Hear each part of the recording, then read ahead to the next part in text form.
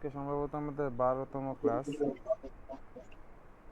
আমরা গত ক্লাসে রিগ সম্পর্কে মনে হয় বলছিলাম, তাই না? গত ক্লাসে কি রিবের কথা বলছি, এই যে এই বিষয়টা? জি, রিভের কথা বলছিলেন গত ক্লাসে। আচ্ছা, রিবের বিষয়ে একটু রিসার্চ করে আরও নতুন একটা আপডেট পেয়েছি। সো আমি মনে করি তোমাদের এটা জানানো উচিত, এই কারণে একটু সময় নষ্ট করলাম আমি। সো গতকাল আমরা বলতেছিলাম কি যে এইখান থেকে এখানে একটা লাইন টানবো, দেন কি করব, এখানে লাইনটা একটু এক্সট্রা এক্সটেন্ড করে দেব, এমন কিছু বলছিলাম। ঠিক আছে? সো আজকে আমরা ভিন্ন প্রসেসে দেখব যে এটা কিভাবে করা যায়। এটা করার জন্য আমি একটা ফার্স্টে নর্মাল ডিজাইন করি, সেটা হচ্ছে টপ প্লেনে আমি একটা রেক্ট্যাঙ্গল নিচ্ছি জাস্ট প্র্যাকটিস হিসেবে। ঠিক আছে? তারপর এটাকে এক্সট্রুড করলাম, 30 পর্যন্ত না দিয়ে 20 পর্যন্ত দেই।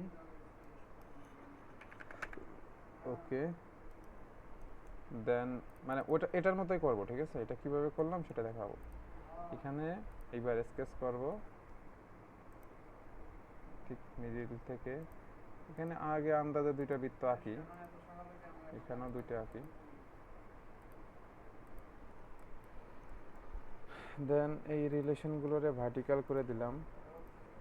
অ্যান্ড এইটার সাথে আমাদের এইখানে একটা মিড পয়েন্ট আছে, আগে এই মিড পয়েন্টটা খুঁজে বের করি। এই যে মিড পয়েন্ট, অ্যান্ড দেন এই পয়েন্টটা আমরা ভার্টিক্যাল করে দিলাম। এবার এটার সাথে এটাকে ট্যানজেন্ট করে দিলাম। জাস্ট আমি আমার আমার মতো করে সাজাচ্ছি। ঠিক আছে? এটাকে এটার সাথে ট্যানজেন্ট করে দেই। ওকে, এখন এটাতে বড় বৃত্তটা এই সাইডে আছে, আমি এটাকে বাম পাশে রাখলাম, ব্যাপার না। এটা তাহলে ডায়ামিটার হবে 50, আর এটার ডায়ামিটার দিলাম 30।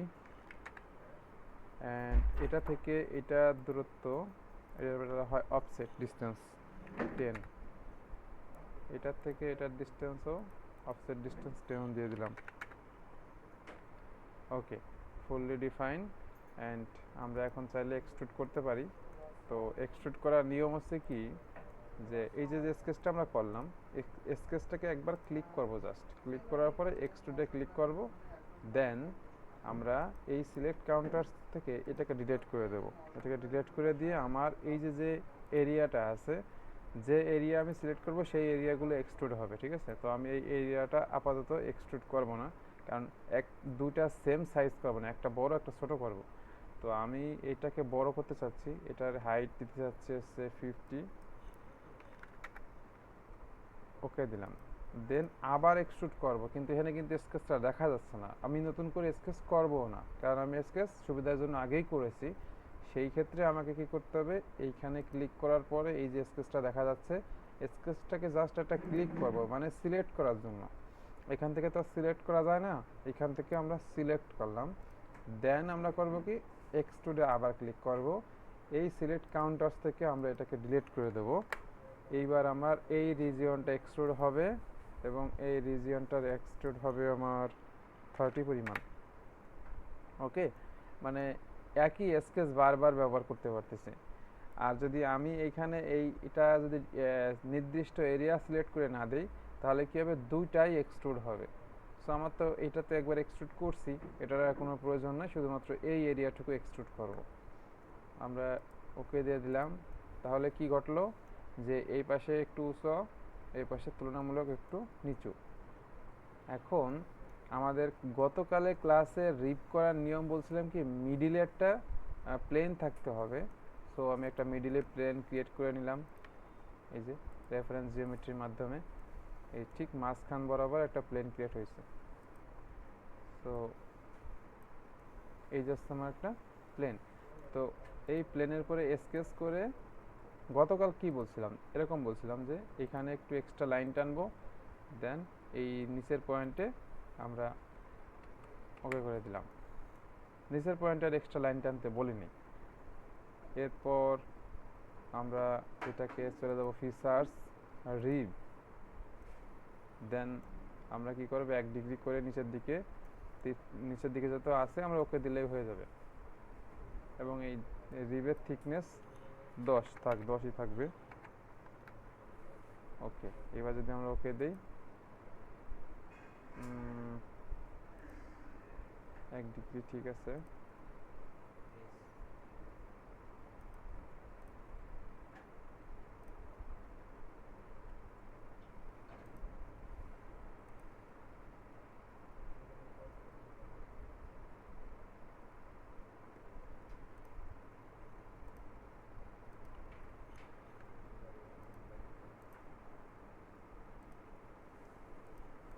আচ্ছা, আমি এটা একটু আরেকবার করি।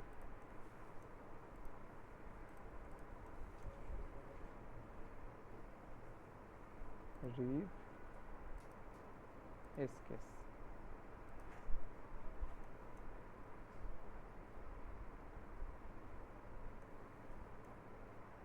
আজকে তো হচ্ছেই না।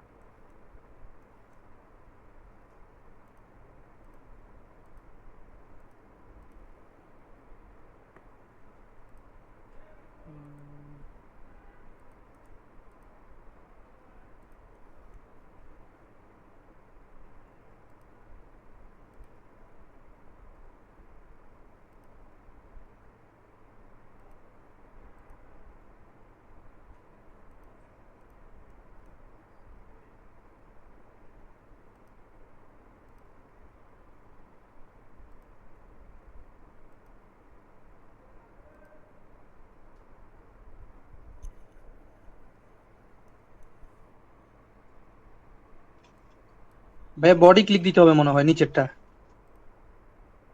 না, নর্মালি বডি ক্লিকের প্রয়োজন হয় না।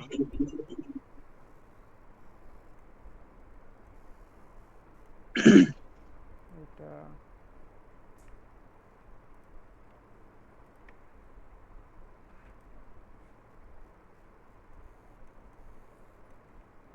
দ্রুত স্কেচ করছি, স্কেচ করার সময় মনে হয় কোথাও ভুল হয়েছে,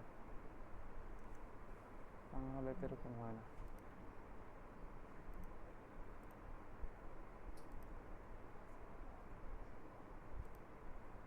আচ্ছা, আমি একটু আরেকবার স্কেচটা করি, হয়তো স্কেচে কোথাও ভুল হয়েছে।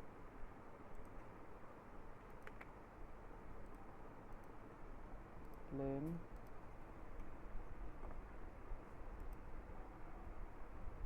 এই পয়েন্ট, এই পয়েন্ট।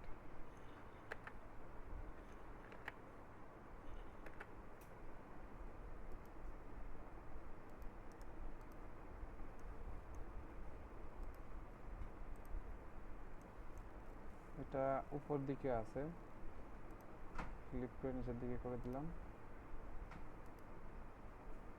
নেক্সট।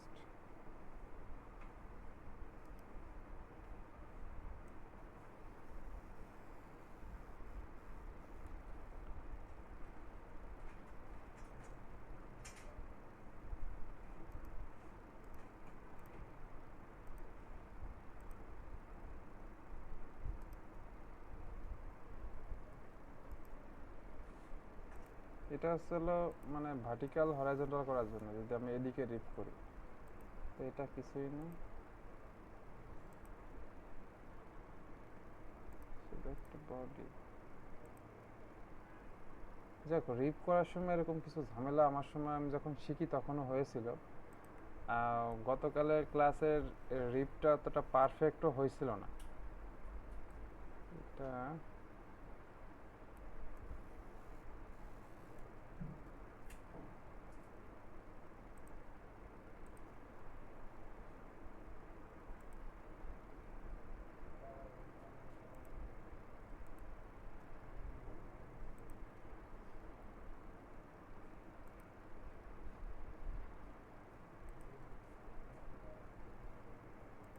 Draft out.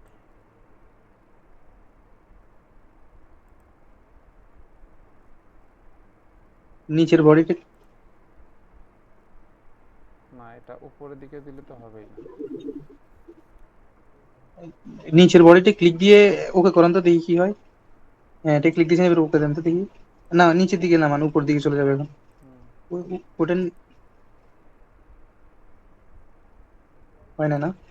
আচ্ছা যাক, আমরা আজকে নতুন মেথডে শিখি, ঠিক আছে? নতুন মেথডে এটা আর একটা কপি আমি তৈরি করি। নর্মালি যদি আমাদের এটা না থাকতো, এই এক্সট্রুড অংশটা, হাইট, এখন যদি আমি একটা প্লেন, এই প্লেন স্কেচ করি,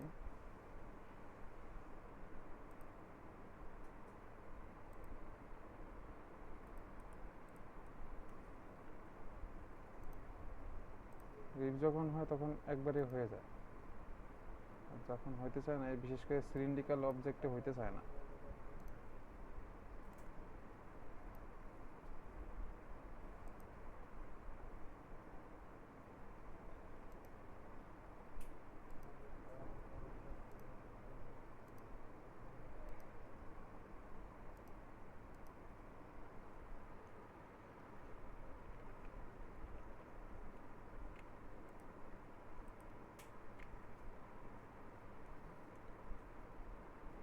ও আচ্ছা, এটাকে একটু বাড়ায় দিলে তো হইতে যাচ্ছে না, কি আজকে যে হয়েছে।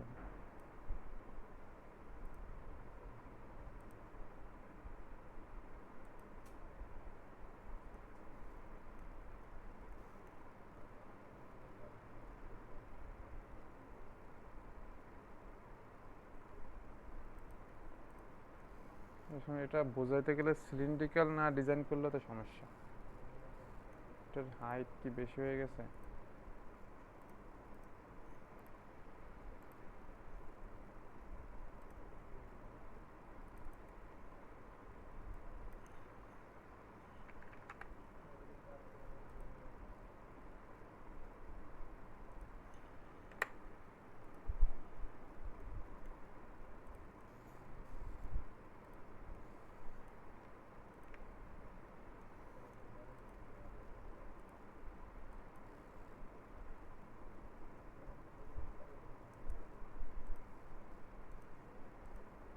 একচল্লিশ পয়েন্ট সিক্স এইট, 41.68 মাঝেই তো আছে।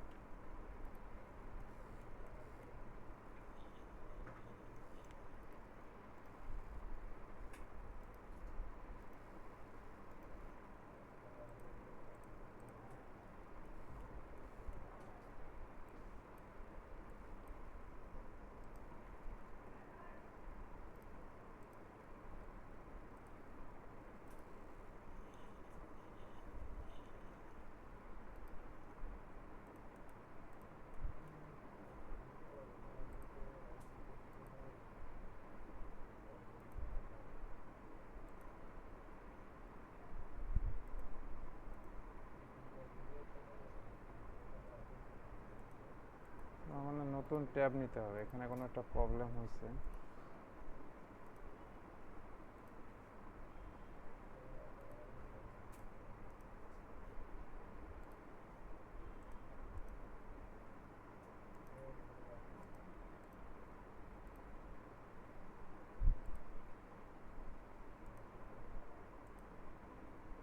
মার্চ তো মাস্ট করতে হবে, নিউ একটা ট্যাব নেই তো।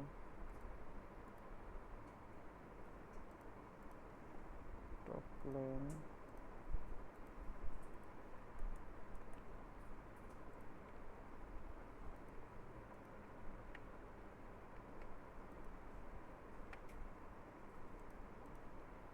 হরাইজন্টাল,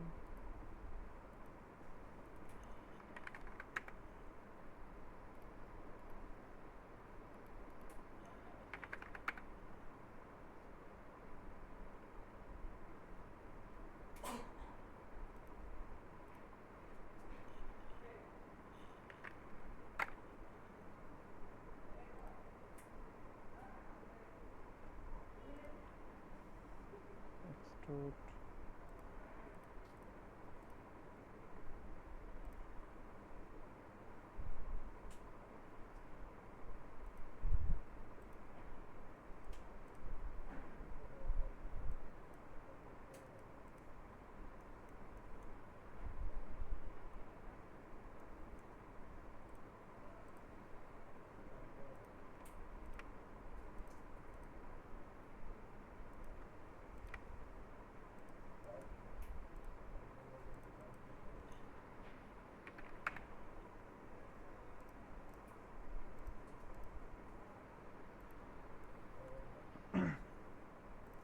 মাঝে একটা প্লেন নিয়ে দেখি।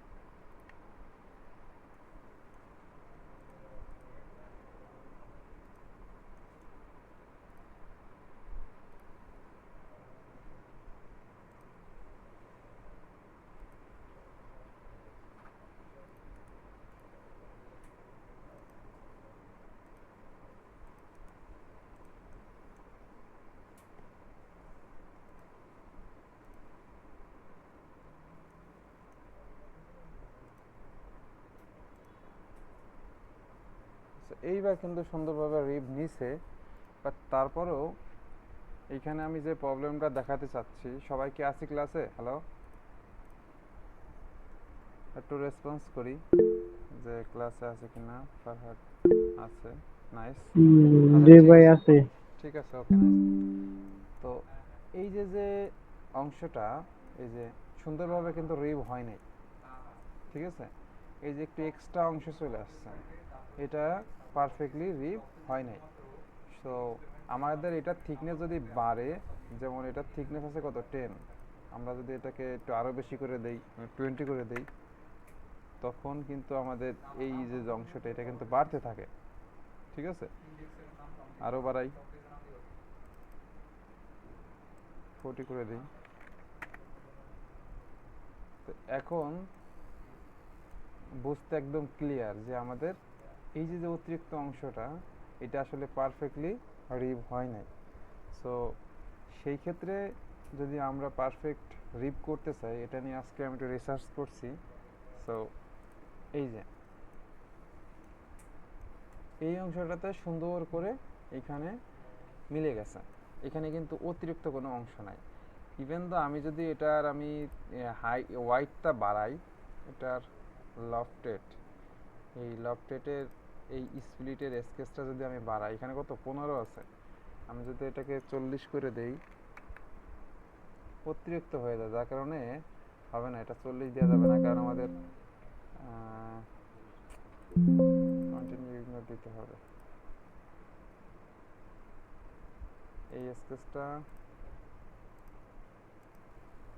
40 দেওয়া যাবে না, দিতে হবে কনভার্ট এন্টিটি, তো এইটাই আসলে 30। তো আমি যদি এটার দূরত্ব 40 দেই, তাহলে তো এটা ওয়াইড আর 40 হবে না। তো যার কারণে এই যে রেড মার্ক মেরে দিতেছে, ঠিক আছে? আচ্ছা, আমি যদি কন্ট্রোল জেড চাপি, তখন আবার ব্যাক করা সম্ভব। আমি এটাকে 25 করে দিই, ওকে, 25 করে দিলাম।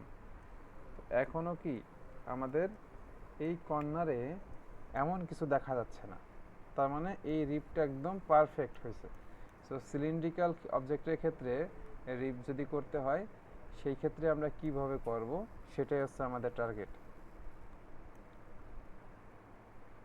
এখানেই করি, এখানে আমাদের এটাকে ডিলিট করে দেই,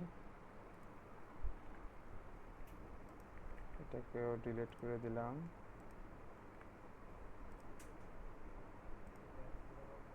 এটাকে আনসাপ্রেস করে দিলাম। সাপ্রেস মানে কি, ওটা হাইড আকারে থাকবে, ঠিক আছে? আনসাপ্রেস করলে সেটা শো হবে।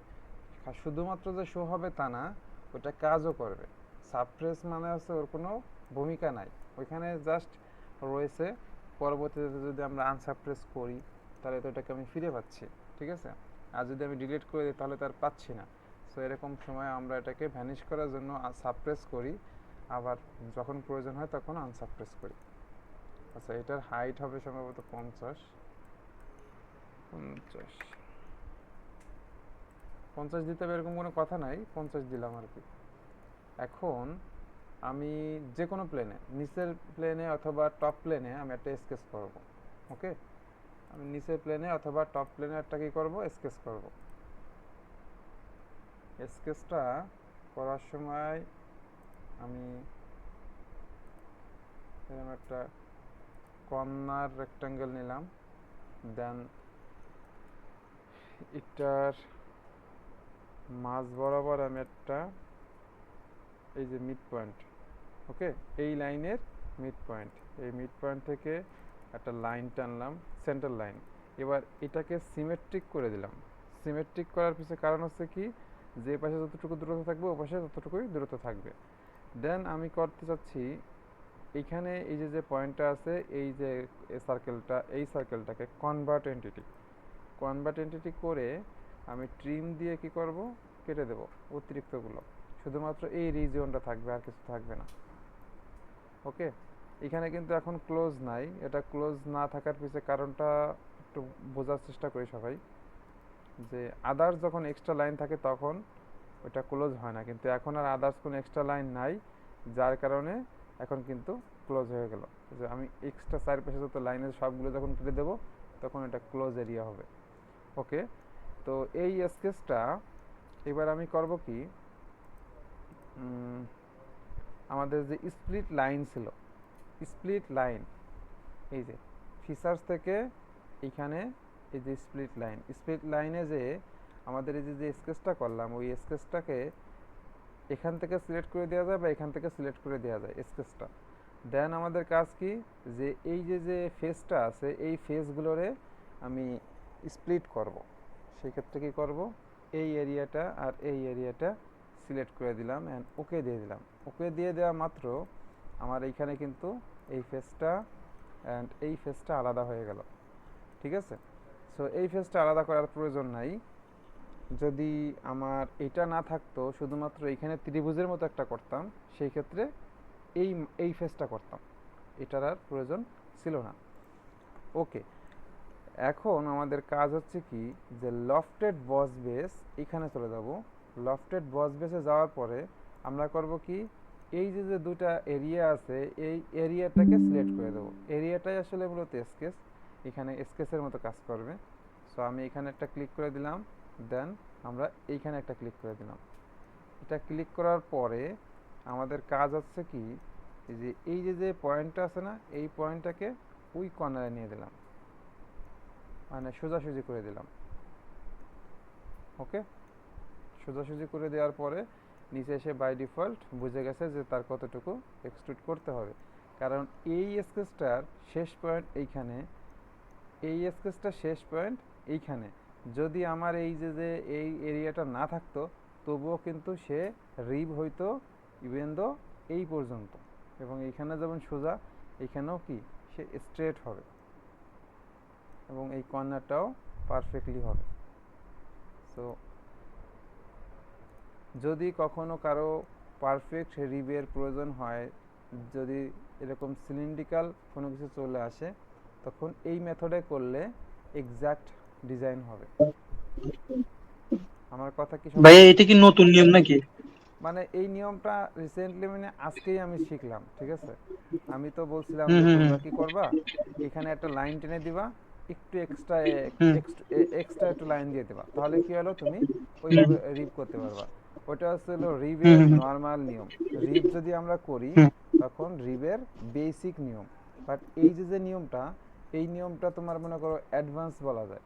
ঠিক আছে, কারণ এটা কাজ কিন্তু রিবের, রিবের কাজ কি সাপোর্ট দেওয়া, ধরে রাখা, ঠিক না, যে এটা যাতে ডান দিকে মুভ না করে, এটা যাতে বাম দিকে মুভ না করে, দুটাকে যাতে জাস্ট ধরে রাখতে পারে, সাপোর্ট দিতে পারে, এটাই হচ্ছে রিবের মূল কাজ। তো এই ক্ষেত্রে কিন্তু আমরা কোনো অ্যাঙ্গেল করি নাই, যে এদিকে 1 ডিগ্রি এদিকে 1 ডিগ্রি, ঠিক আছে, এরকম কিছু করি নাই কিন্তু। সো যখন ইঞ্জিন ডিজাইন করি আমরা, তখন এরকম কমপ্লেক্স অংশ যদি চলে আসে, তখন আমরা এই মেথডে এই অংশটুকু করতে পারি। বাট নর্মালি রিবের নিয়ম হচ্ছে কি, আগের দিন যেরকম শিখাইছি ওইভাবে, বুঝতে পারছো? যদি তোমার নর্মাল একটা মানে এরকম সিলিন্ড্রিক্যাল না থাকে, সেই ক্ষেত্রে তো আরও সহজ। সিলিন্ড্রিক্যাল যদি না থাকে, আমি করতেছিলাম, তোমরা দেখতেছিলে, এই যে আমি আরটা আঁকি, কোথায় আঁকা যায়, ভাইয়া রিপ ভাইয়া রিপ কি শুধু সিলিন্ড্রিক্যাল না পার্টস এর সাথে হয় নাকি মানে? না না না, সিলিন্ড্রিক্যাল না। তোমার রিব জিনিসটা কি, আমি একটু ভালোভাবে বোঝাই তোমার, দাঁড়াও, এটাকে অফসেট করে দেই, 1 রিভার্স, এটাকে আগে কনভার্ট এন্টিটি করে নেই। হোয়াট ইজ দিস,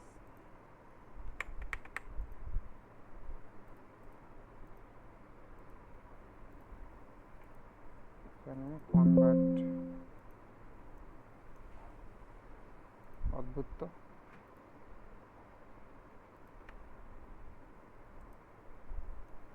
ওকে, আমাদের এই যে যে তিনটা ফেস আছে না, এই তিনটাকে আমি আবার একটু অফসেট করে দিতে চাচ্ছি। 5 রিভার্সে। ওকে, এটাকে এক্সট্রুড করতে যাচ্ছি। দুই দিক তিন দিক আছে না।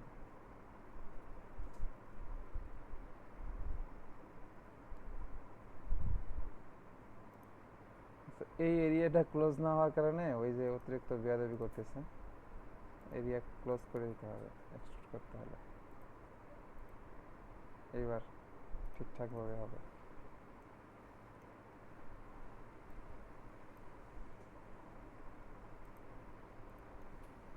আচ্ছা, এখন এই যে যে দেওয়ালটা আছে, এই দেওয়ালটা মনে করো তুমি এখানে একটা সাপোর্ট দিতে চাচ্ছ, ঠিক আছে? আমি একটা সাপোর্ট দেওয়ার জন্য আমাকে অবশ্যই একটা প্লেন নিতে হবে, কারণ এখানে তার ড্র করা এত সহজ না। একটা প্লেন আমি নিচ্ছি। ব্যাকওয়ার্ডে নিতে গেলে ফ্লিপ দিতে হবে এবং ডিস্টেন্সটা আমি দিলাম 20। ওকে, এখন এই প্লেনের উপরে আমি স্কেচ করব। রিপটা দেব এখান থেকে এই পর্যন্ত, মানে এখানে একটা সাপোর্ট দিবে এক কথায়। সেজন্য কি করতে হবে, এক্সিস দিলাম, এটাকে হাইড করে দিলাম, এই প্লেনের আমার দরকার নাই। আচ্ছা, এটাকে ক্লিক করে চলে যাব রিবে। অ্যান্ড দেখো সে কিন্তু বুঝে গেছে যে কোন দিকে রিভ হবে। যদি এটা ওই দিকে না থাকতো তাহলে আমরা এটাকে ফ্লিপ করে দিতাম। ওকে, এখন ওকে দিলে পরা এই যে তোমার একটা সুন্দর সাপোর্ট হয়ে গেল। এই সাপোর্টের এই ইটা হোয়াইটটা 10 আছে, তুমি চেঞ্জ করে দাও, 5 করে দাও। সুন্দর। এখন চেঞ্জ হয়নি কিন্তু, এইখানে যখন আমি রিফ্রেশ করবো রিভিল দিয়ে, তখন এটা চেঞ্জ হয়ে গেছে। এইবার তোমার মনে হচ্ছে যে এরকম একটা সাপোর্ট এখানে আর একটা দরকার। একটা যখন ডিজাইন করে ফেলবা তখন কিন্তু আমরা ওটাকে লিনিয়ার প্যাটার্ন করতে পারি। লিনিয়ার প্যাটার্ন করে এই যে এই যে ফিচার্স অ্যান্ড ফেস এইখানে ক্লিক করব। দেন আমাদের কোন দিকে লিনিয়ার প্যাটার্ন হবে, ডান দিকে।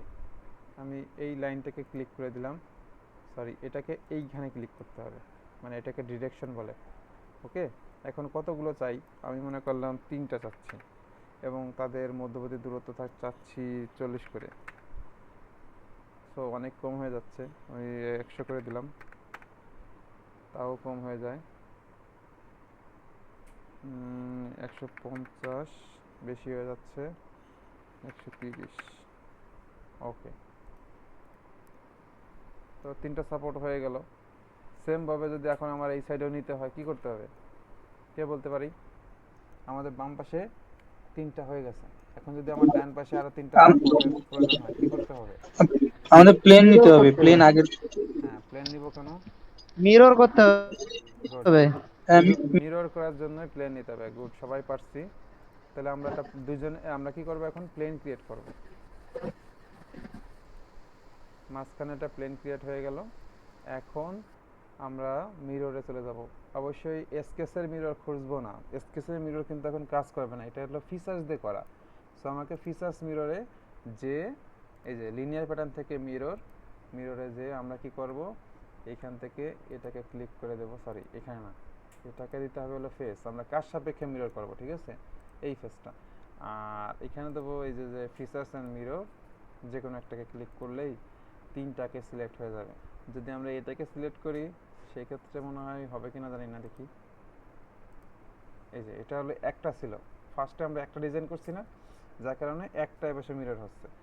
আর আমরা যদি এটাকে ক্লিক করি তাহলে কিন্তু আমার আর এটাকে আলাদা আলাদা মিরর মানে করার দরকার নাই, কারণ এইখানে যে এই তিনটা কিসের মাধ্যমে হয়েছে, প্যাটার্নের মাধ্যমে হয়েছে। সো এটাকে ক্লিক করলে এখানে প্যাটার্ন সিলেক্ট হবে।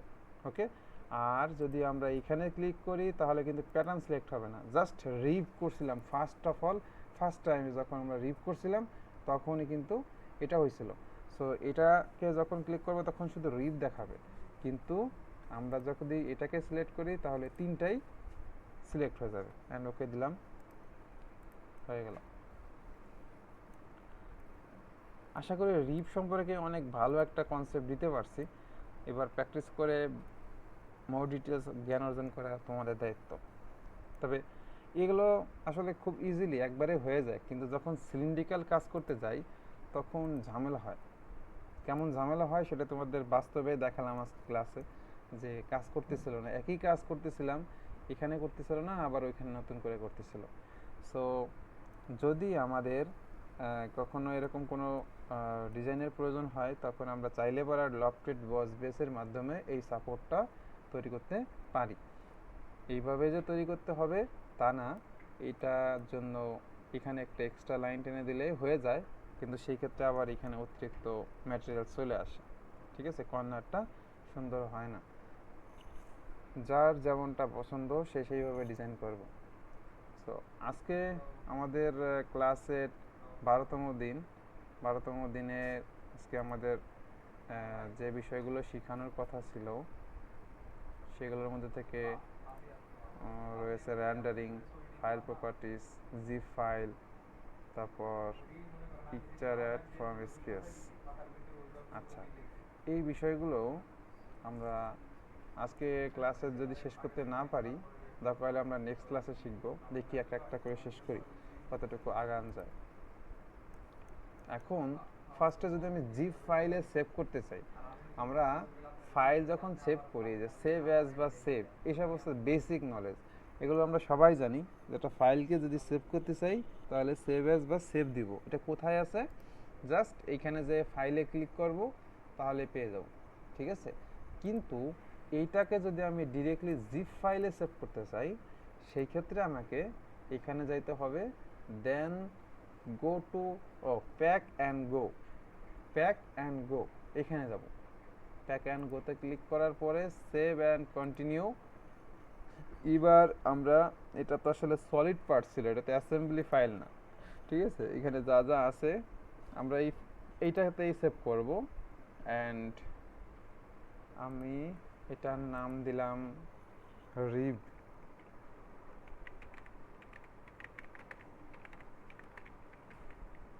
প্র্যাকটিস। স্পেলিং ভুল আছে। এবার আমরা কি দেব, সেভ দিয়ে দেব।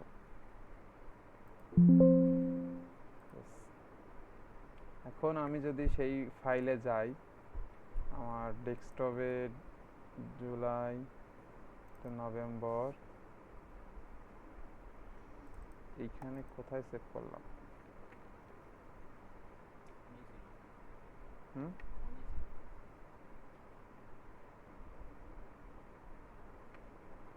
তাহলে তো সেভ হয় নাই।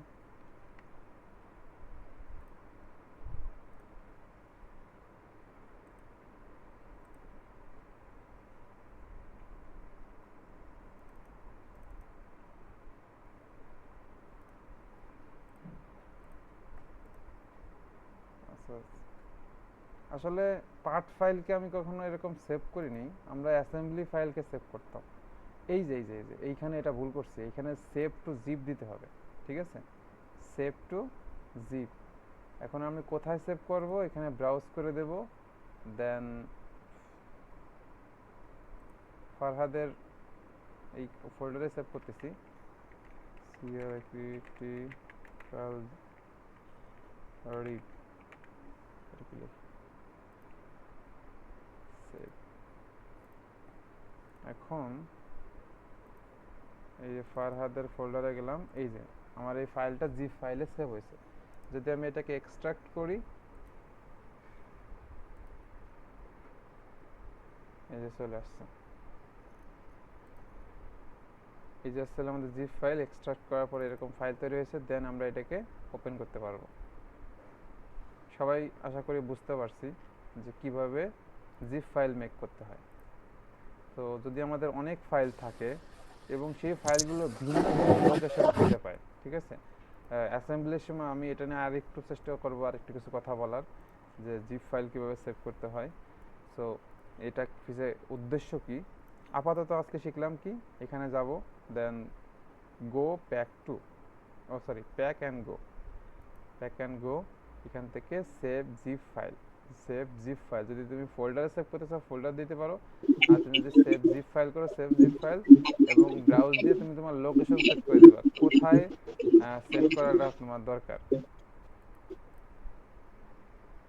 ভাইয়া জিপ ফাইলটা কখন লাগে? জিপ ফাইলটা অ্যাসেম্বলির সময় মূলত বেশি কাজে লাগে। এটার উদ্দেশ্যটা আমি এখন আর বলতে চাচ্ছি না, আসলে এটার উদ্দেশ্য আমি অ্যাসেম্বলিতে বোঝাবো। ঠিক আছে, যখন 3-4টা পার্ট থাকে তখন ওটাকে যদি আমরা সেভ করি, এবং দেখা গেছে বিভিন্ন লোকেশন থাকে, ঠিক আছে, তুমি যে অ্যাসেম্বলি করছো ওই অ্যাসেম্বলির বিভিন্ন লোকেশনে থেকে ফাইলগুলো অ্যাড করছো, তো তখন যদি তুমি একটা অ্যাসেম্বলিকে পাঠাতে চাও কারো কাছে, ওই ফাইলটা সাপ্রেস হয়ে যায়। ওটা আমি প্র্যাকটিক্যালি দেখাবো যে কি কারণে এই ধরনের প্রবলেমগুলো দেখা দেয়, এবং এটা সলভ এই জিপ ফাইলের মাধ্যমে সম্ভব। বা তুমি যদি আমার কাছে ফাইল পাঠাতে চাও, জিপ ফাইল করলে একটা ফাইলের মধ্যে সবগুলো সুন্দর করে চলে আসতেছে, আমি কনফার্ম থাকলাম যে কোনো ফাইল মিস হয়নি। বা তুমি যদি আলাদাভাবে একটা একটা করে করতে পাঠাতে চাও, সেই ক্ষেত্রে কোনো না কোনো প্রবলেম হতেই পারে। ঠিক আছে, সো জিপ ফাইল এই জন্যই আমরা ক্রিয়েট করি, মানে ক্লায়েন্টকে পাঠানোর জন্য। ওকে, জিপ ফাইলের টপিক্সটা শেষ। এরপরে আর কি আছে, এরপর, হ্যাঁ রেকর্ড হচ্ছে। এরপরে আছে র্যান্ডারিং। র্যান্ডারিং কিভাবে করব, আমার এটাকে যদি র্যান্ডারিং করতে চাই সেই ক্ষেত্রে আগে অ্যাড ইনসে যেতে হবে। অ্যাড ইনসে যাওয়ার পরে দেখতে হবে যে এখানে এটাকে এরকম সিলেক্ট করা আছে কিনা। ঠিক আছে, যদি এটা সিলেক্ট করা থাকে তখন আমাকে খুঁজতে হবে যে এইগুলোর মধ্যে থেকে কোথাও র্যান্ডার টুল আছে কিনা। যদি র্যান্ডার টুল থাকে ভালো কথা, যদি না থাকে তাহলে যে কোনো একটা ট্যাবের পর রাইট বাটন ক্লিক করব, ট্যাবে যাব, এখান থেকে র্যান্ডারে ক্লিক করে দিলে র্যান্ডার টুল চলে আসবে। আচ্ছা, র্যান্ডার টুলে ক্লিক করার পরে এরপরে আমরা যদি এই অবস্থাতে সুন্দর করে আগে এখানে সেট করব, এই যে যে এরিয়াটা আছে না, এই এরিয়াটা দেখে সুন্দর করে সেট করব। যদি আমাদের সেট করতে কষ্ট হয় সেই ক্ষেত্রে আমরা এই র্যান্ডার রিজিয়ন আছে, এই রিজিয়নটা আমরা কতটুকু মধ্যে র্যান্ডার করতে চাচ্ছি, মানে কোন এরিয়াটুকু র্যান্ডার করতে চাচ্ছি, এই রিজিয়ন সেট করে দেওয়া যায়। বাট এটা সেট করলে আমার কাছে ভালো লাগে না, এটার পারফরমেন্স আমার কাছে পছন্দ হয় না। ঠিক আছে, সো এইটা দাগটা আমি যখন প্রথম কাজ শিখি তখন এই দাগটাকে আমি রিমুভ করতে পারতেছিলাম না। আমি অন্য অন্য কাজ করতেছি টুকটাক করে, আমি খুঁজে পাচ্ছি না যে এটা কোথা থেকে এটা রিমুভ করা যায়। এরকম তো কাটার কোনো অপশন নাই, ঠিক আছে, যে ডিলিট করে দেবো সেরকম কোনো অপশন নাই। সো এটা যেহেতু অন হয়ে যাবে, অন হয়ে গেলে আমার সেটাকে র্যান্ডার টুলে যেয়ে এই রিজিয়নে অফ করতে হবে। আমি প্রথম দিকতে খুব প্যারা লাগতো যখন আমি কাজ শেখা শুরু করি একা একা। ঠিক আছে, তো র্যান্ডার রিজিয়নটা এখান থেকে অফ করতে হয়। তো আমি কি বলতে চাচ্ছি, যে এই এরিয়াটা একটু ক্লোজ করে দিলাম, তারপর এইটাকে একটু ক্লোজ করে দিলাম। ঠিক আছে, ক্লোজ করে দেওয়ার পরে, সরি এটা ক্লোজ করলে তো আর হবে না, এটা ক্লোজ করলে তো হবে না, এটা ক্লোজ করা যাবে না। এখন আমাদের কি আছে, ফাইনাল রেন্ডার। ফাইনাল রেন্ডার দিলাম। এখন যদি তুমি ক্যামেরা অ্যাড করতে চাও ক্যামেরা অ্যাড করতে পারবা, তবে আমার কাছে ক্যামেরা অ্যাড করা এগুলো ঝামেলা মনে হয়। আমি নর্মালি এই অবস্থাতে রেন্ডার করতে চাচ্ছি, আমি কন্টিনিউ উইদাউট ক্যামেরা পার্সপেক্টিভ। ঠিক আছে, এটাতে ক্লিক করলাম। এটাতে ক্লিক করার পরে সে প্রসেস হচ্ছে, একটু সময় লাগবে। এখানে ফুল রেজলিউশন দিয়ে দিবা। ফুল রেজলিউশন দিয়ে দিলে যার পিসি যেমন ভালো তার পিসিতে তেমন সময় লাগবে। যদি কারো পিসির কনফিগারেশনের অবস্থা ভালো না থাকে সেই ক্ষেত্রে তার একটু সময় বেশি লাগতে পারে, এই আর কি। ওকে, এখন রেন্ডারটা আসলে সুন্দর হয় নাই আমাদের। এই রেন্ডারটা ভালো করার জন্য আমাদের অনেক কিছু করতে হতে পারে। কি কি করতে হতে পারে, যেমন এইখান থেকে ম্যাটেরিয়ালস দিতে হতে পারে। ম্যাটেরিয়ালস যদি দেই তাহলে আরও চকচক করে ভালো। এখান থেকে পলিশ ব্রাশ এটা দিলাম, এটা তো বেশি লাইট লাইট লাগে।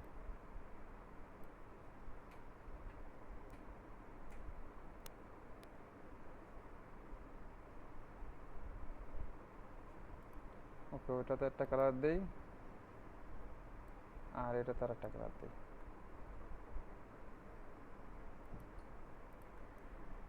এখন এই যে যে লাইট পড়তেছে দেখছো, লাইট, এই লাইটটা কেমন যেন লাগতেছে। এই লাইটটা কীভাবে সেট করতে হয় সেটা হচ্ছে এইখানে যাব, এখানে যাওয়ার পরে আমরা এইখানে যাব, দেন এইখানে আমাদের লাইট আছে, এই যে বিভিন্ন ধরনের লাইট, এই লাইটটা এডিট করা যায়। সেই লাইটটা দেখা যাচ্ছে না, এখান থেকে এই অ্যাঙ্গেল চেঞ্জ করতে হয়, বা আরও যে লাইটগুলো আছে এগুলো অন করে দেওয়া যায়, এটা সাপ্রেস করা আছে, অন করে দেওয়া যায়। এবং এটাকে যদি আমি এডিট করি, এডিট অল লাইট, এই যে 3-4টা লাইট আছে, এই লাইটগুলোরে এইভাবে সরায় সৌন্দর্য বাড়ানো যায়।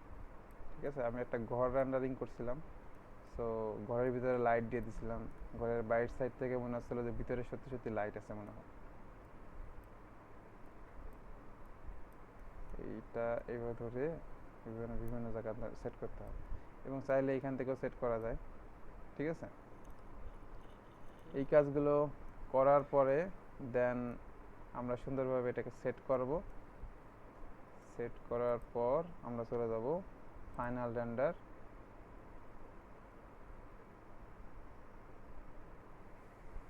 সলিডওয়ার্কসের রেন্ডারিং অতটা ভালো লাগে না, আমরা রেন্ডারিং করার জন্য আলাদা একটা সফটওয়্যার আছে, ওইটাতে ইউজ করি, কিশুট।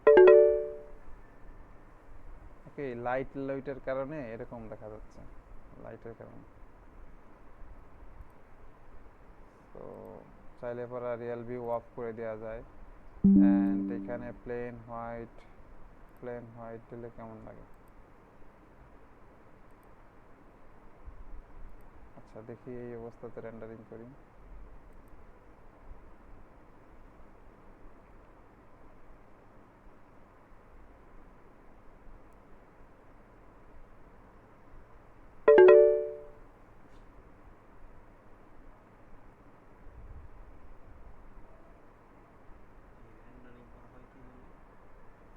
রেন্ডারিং এর ফটোটা অনেক ক্লিয়ার আসে, স্মুথ, ভালো লাগে দেখতে, মনে হয় যে একটা রিয়েলিস্টিক একটা ভাব আসে। ওকে,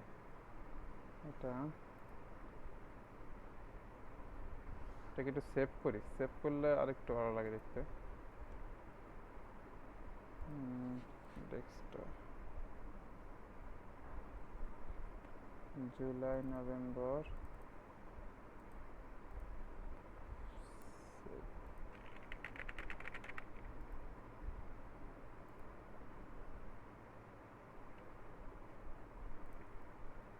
ডেস্কটপ জুলাই নভেম্বর, কি লেখা সেভ করলাম তো মনে নেই, এটাই মনে হয়। হ্যাঁ,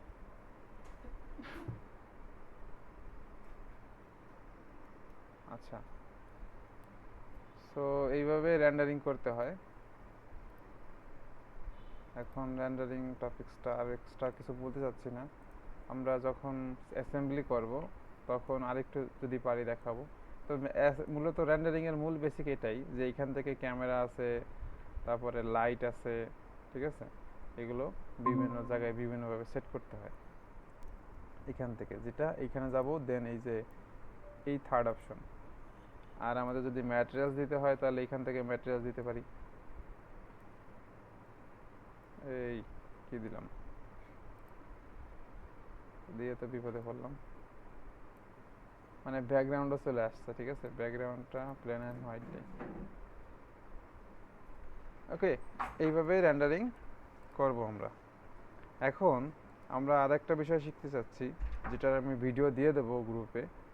সেটা হচ্ছে এই যে যে দুইটা বিষয় বানালাম, তাই না, এখানে একটা বানালাম, এখানে আরেকটা বানালাম। সো একই পার্ট ডিজাইনের ভিতরে আমি একটু মডিফিকেশন চাইতেই পারি। সো দুটাকে একখানে না রেখে আমি যদি কনফিগারেশন ম্যানেজারে যাই, সেইখান থেকে কিন্তু চেঞ্জ করতে পারবো। কিভাবে? এখানে যাব, এই যে কনফিগারেশন ম্যানেজার, এখানে যাওয়ার পরে আমরা এইখানে ক্লিক করব না, এই জায়গা এই যে এক্সট্রা অংশ আছে এখানে রাইট বাটন ক্লিক করব। ও আচ্ছা আচ্ছা, এখানে নিউ এক্সপ্লোরেড ভিউ,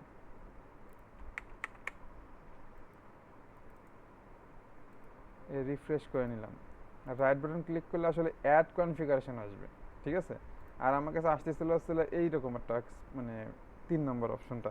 তো এই 3 নম্বর অপশনটা ইউজ করবো না, আমরা তাহলে রিফ্রেশ করে নিলাম, দেন রাইট বাটন ক্লিক করলাম, অ্যাড কনফিগারেশনে দিব, এবং এই কনফিগারেশনটা নাম দিলাম কনফিগারেশন 2, CON কনফিগারেশন 2।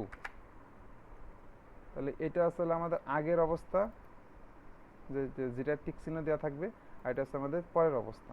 ঠিক আছে। তো পরের অবস্থাতে আমি কিছু মডিফিকেশন করব, সেটা হচ্ছে কি, এইটা এই যে পুরোটা আমি সাপ্রেস করে দেব। ওই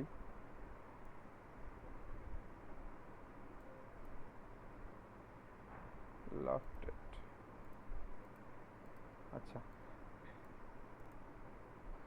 এই যে কনফিগারেশন ফিচার্সে যে সাপ্রেস কি এখান থেকে করা যাবে? এখান থেকে মনে হয় করা যাবে না। তো এখান থেকে এই যে আমি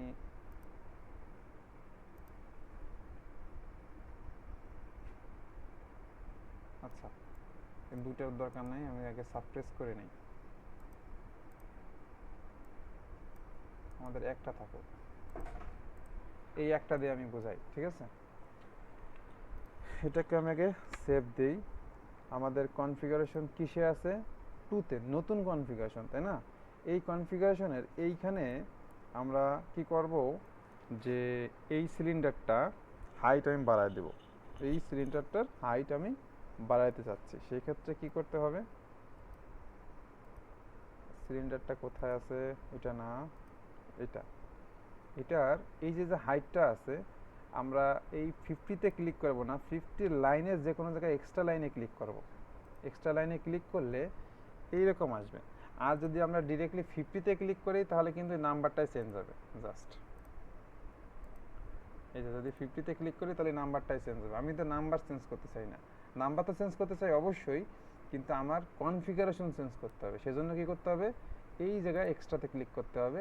ক্লিক করলে এরকম চলে আসবে, এবং এখন আমরা এই 50-র জায়গায় আমরা 70 দিয়ে দেব, অ্যান্ড লিখে দেব কনফিগারেশন ডিসকনফিগারেশন। ডিসকনফিগারেশন যখন দিয়ে দেব, তখন এটা একটু রিফ্রেশ করি, এই যে বড় হয়ে গেছে। এখন এটাকে আমি একটু সেভ দিলাম, আমরা চলে গেলাম কনফিগারেশনে, অ্যান্ড আমরা যদি প্রথমটা দেখতে চাই, সেই ক্ষেত্রে এরকম। আর আমাদের নতুন কনফিগারেশন যদি দেখতে চাই, তাহলে এরকম। মানে ক্লায়েন্টের সাথে আমরা যখন কাজ করি, তখন তাদের মন চায় যে এটার একটু মডিফিকেশন করে দেওয়ার, যে এটার লেন্থটা একটু বড় করে দাও, এটা একটু ছোট করে দাও, মানে এটা চেঞ্জ। এখন আমরা একটা পার্ট ডিজাইন করব, সেই ডিজাইনটাকে যদি আবার নতুন করে করতে হয়, অনেক কষ্ট হয়। আবার বলা যায় যে ওই পার্টটা যদি আমরা ডিলিট করে দেই, তাতেও মনে করো আরও কষ্টের শেষ নেই। এখন এরকম টুকটাক পরিবর্তন করে ডিজাইনটা যদি আমার ক্লায়েন্টকে বোঝাইতে পারি এবং সেন্ড করে দিতে পারি, তাহলে কিন্তু আমার কাজ শেষ। ঠিক আছে। সো এই জন্য আমরা এরকম কিছু কনফিগারেশন তৈরি করি, মানে মডিফিকেশন এর জন্য। ঠিক আছে। কি এখানে কি মডিফিকেশন দেখতে পাচ্ছি, যে এটার হাইটটা একটু বেশি। আচ্ছা, আমরা আরেকটা কনফিগারেশন তৈরি করতে চাচ্ছি, তো এইখানে কিন্তু ক্লিক করব না, আমরা ক্লিক করব রাইট বাটন, দেন অ্যাড কনফিগারেশন। এখানে কনফিগারেশন দিলাম স্কেচ, স্কেচ, SKETCH, স্কেচ দিলাম। এবার এইখান থেকে এটা যত টিক চিহ্ন দেওয়া আছে, মানে এটা ওপেন আছে 3rd নাম্বার, এখানে ক্লিক করলাম। এইবার আমি চাচ্ছি যে এটার ডায়ামিটারটা বড় হবে, এটার ডায়ামিটারটা বড় হবে। সেক্ষেত্রে কী করতে হবে, এটার ডায়ামিটার কই আছে, এখানে কিন্তু হাইটও দেখা যাচ্ছে, এখানে কিন্তু লেন্থও দেখা যাচ্ছে, মানে ডায়ামিটারও দেখা যাচ্ছে। তো আমি 50 এই ডায়ামিটারে ক্লিক না করে আমি এক্সটেন্ড লাইনে ক্লিক করার পরে আমাদের এই 50 জায়গায় আমি দিয়ে দিলাম 40।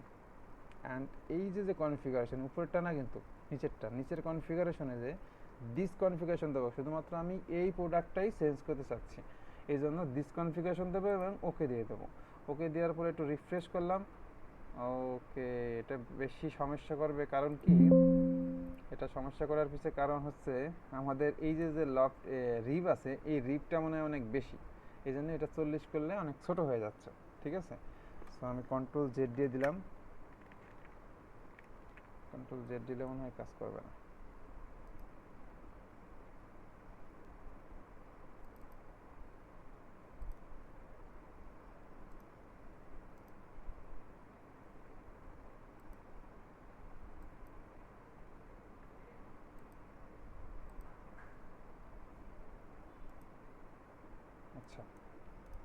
আমি আচ্ছা রিপটাই পরিবর্তন করি, এটা পরিবর্তন না করে রিপটাই পরিবর্তন করি। রিপটা পরিবর্তন করার জন্য কি করতে হবে, আমাদের এই যে স্প্লিট লাইন আছে, এই যে 25, এই দূরত্বটাকে আমি 15 করে দেবো।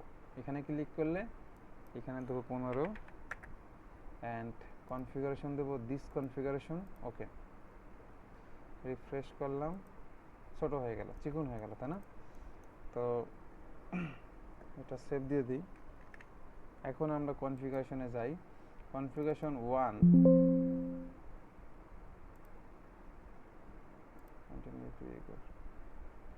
ওই যে ওটা ব্রেক করার কারণে কনফিগারেশন 1 ব্রেক করছে, সবকটাই ব্রেক করবে এখন, কারণ আমরা তো ভুল করছিলাম।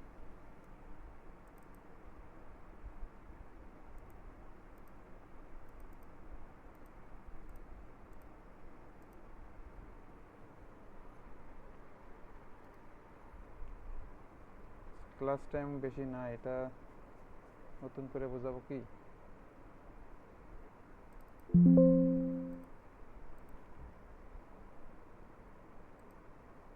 এখানে যে মিস্টেকটা হয়েছিল,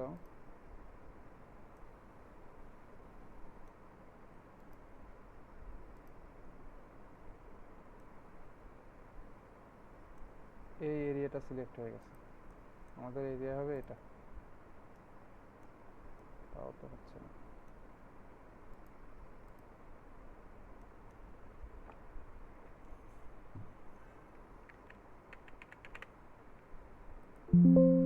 Don't save.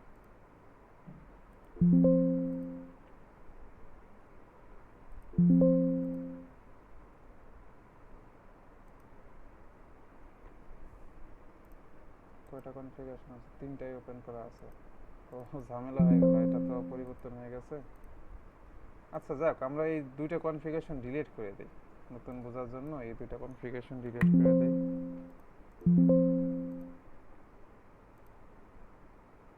এটা ওপেন করি, এটাকে ডিলিট করে দেই। আমরা নতুন আরো এক কনফিগারেশন নিয়ে আসি, অ্যাড কনফিগারেশন, নাম দিলাম সিলিন্ডার।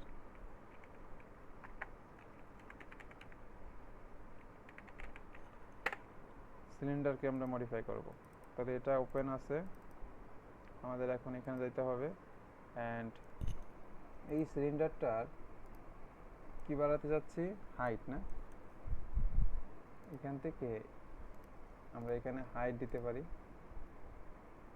এখানে যে আমরা হাইটটা করে দিচ্ছি, ও এটা নিচেরটা, এটা বড়টা হাইট চেঞ্জ করব। হাইটটা মনে করলাম আমরা 70-এর জায়গা 50 অ্যান্ড এইখানে দিস কনফিগারেশন দিয়ে দেবো। ঠিক আছে, ওইখান থেকে যদি আমরা চেঞ্জ করতাম তাহলে ওইখানে দিস কনফিগারেশন, আর এইখান থেকে যদি চেঞ্জ করতেছি দিস কনফিগারেশন এখানে দিয়ে দেবো। ওকে দিয়ে দিলাম অ্যান্ড সেভ দিলাম।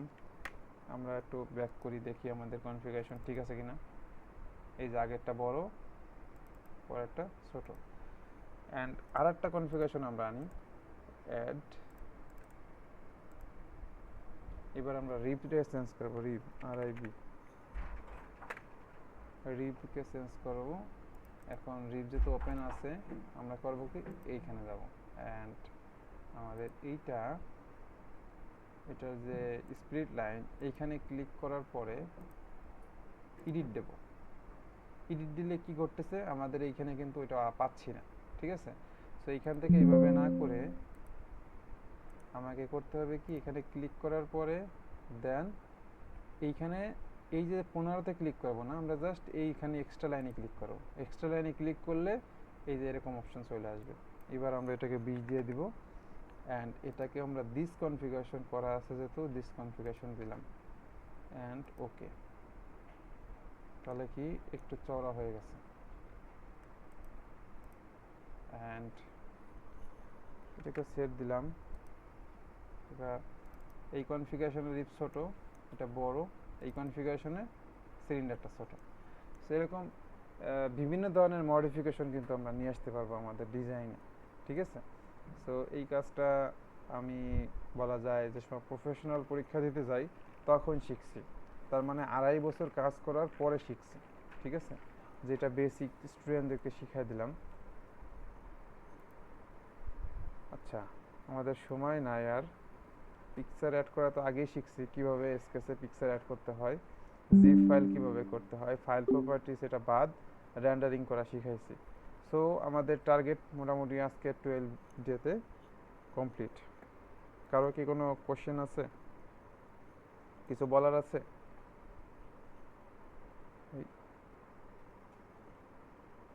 মিটিং শেষ।